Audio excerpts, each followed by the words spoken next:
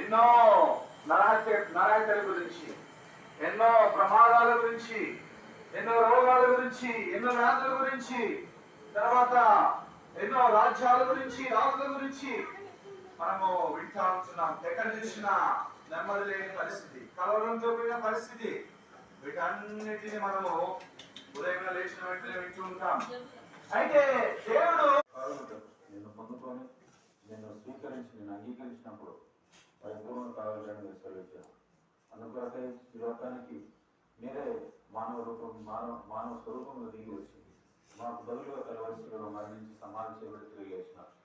మీరు పొందిన గాయమ ద్వారా మాకు స్వస్థత, మీరు చిందించిన అమూల్యమైన ఆ రక్తం ద్వారా మా ప్రతి పాపములను కడిగి శుద్ధీకరిస్తున్నందుకు మీకు వందనములు.